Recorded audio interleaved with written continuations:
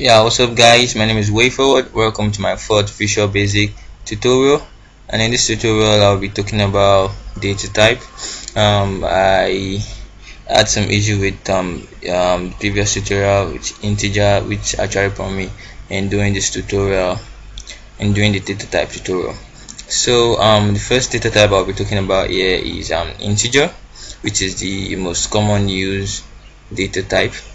So the integer, let me just clear this off. Integer.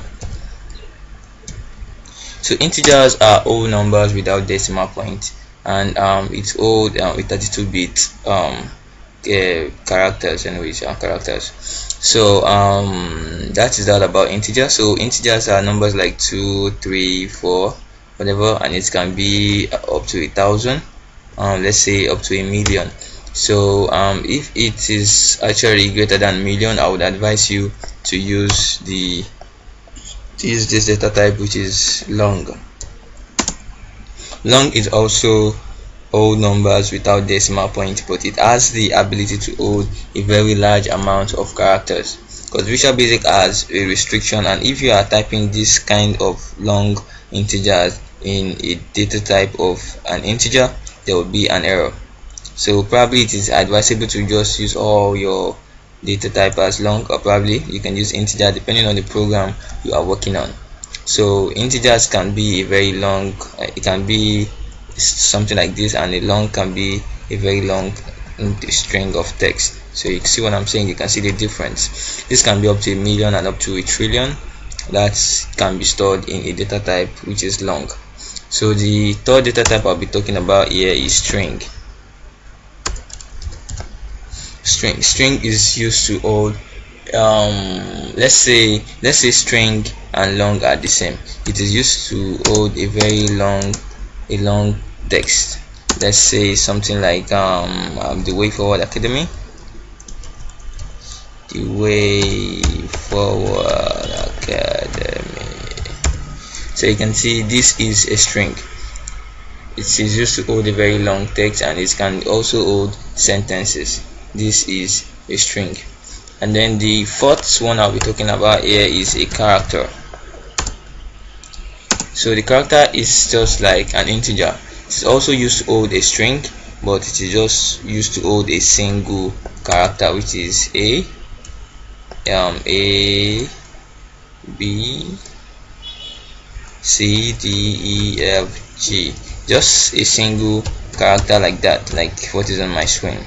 Just single. It can hold A, it can hold B. Probably you're writing a program that is gonna probably be yes or no. Maybe you're saying a data type is gonna be yes, which is just gonna be Y, and then no, which is just gonna be N.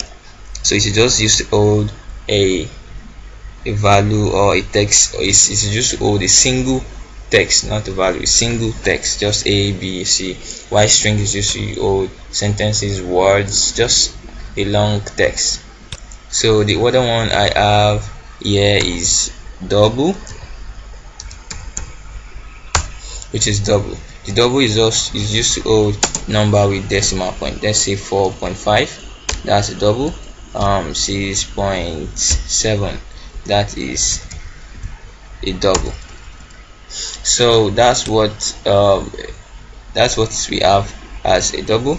It is just used to hold number with decimal point. You saw me type float in that the other time. I was trying to check if it is used in error.